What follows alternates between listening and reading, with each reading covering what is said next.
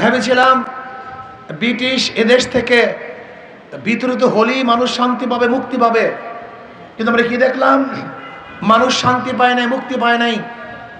আবার মুসলমানরা চিন্তা করছে, মুসলমানদের যদি আলাদা ভূখণ্ড হয়, আলাদা দেশ হয়, তাহলে মানুষ মুসলমান শান্তি পাবে। মুসলমানদের আন্দোলনের কারণেই 47-এ পাকিস্তান নামে একটা দেশ পেয়েছিলাম। এই পাকিস্তান নামে দেশের পিছনে একমাত্র অবদান ছিল মুসলমানদের। ভেবেছিলাম পাকিস্তান করতে পারলেই মানুষ শান্তি পাবে। পাকিস্তানের দুইটা অংশ, পশ্চিম পাকিস্তান, পূর্ব পাকিস্তান, দুই অংশের মধ্যে ব্যবধান 1700 কিলোমিটার। এই দুই অংশে বিভক্ত এক দেশ পাকিস্তান নামীয় এই দেশটা ভারত থেকে আলাদা হওয়ার পিছনে কি কারণ ছিল? ভৌগোলিক কোনো কারণ ছিল না, এখানে ভাষার কোনো কারণ ছিল না, ঋতুর কোনো কারণ ছিল না। একমাত্র কারণ ছিল ওরাও সংখ্যাগরিষ্ঠ মুসলমান, আমরাও সংখ্যাগরিষ্ঠ মুসলমান। কাজে পাকিস্তান মুসলমানদের দেশ, অন্য কারো দেশ নয়। ভেবেছিলাম শান্তি পাবো, কিন্তু আমরা কি দেখলাম? পশ্চিম পাকিস্তানের শাসকরা পূর্ব পাকিস্তানের মানুষের সাথে বৈষম্য করছে, জুলুম, অত্যাচার, অবিচার করছে।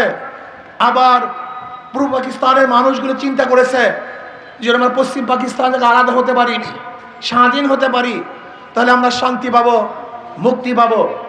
71 অস্ত্র ধরেছিলাম, আন্দোলন করেছিলাম, সংগ্রাম করেছিলাম, বাংলাদেশ স্বাধীন করেছিলাম শান্তির আশায়। কিন্তু আমি প্রশ্ন করতে চাই, 71 থেকে 2024 পর্যন্ত যারা শাসক ছিল, যেই দলের শাসন ছিল, যে আদর্শ নীতির শাসন ছিল, তাদের মাধ্যমে বাংলাদেশের মানুষের শান্তির এবং ভাগ্যের পরিবর্তন হয় নাই। আবারও 53 বছর পরে 2024 জুলাই আগস্টে মানুষ বৈষম্য বিরোধী আন্দোলন করেছে, শান্তি পাওয়ার জন্য, মুক্তি পাওয়ার জন্য। যার যা কিছু আছে তা নিয়ে ঝাঁপিয়ে পড়েছিল। আমরা রাজপথে ছিলাম, বুকের মধ্যে বুলেট বিদ্ধ হবে এই চিন্তা আমরা করি নাই। ট্যাঙ্কের সামনে ঝাঁপিয়ে পড়েছিলাম, আন্দোলন করেছিলাম, সংগ্রাম করেছিলাম, ফ্যাসিস্টকে উৎখাত করতে বাধ্য করেছিলাম।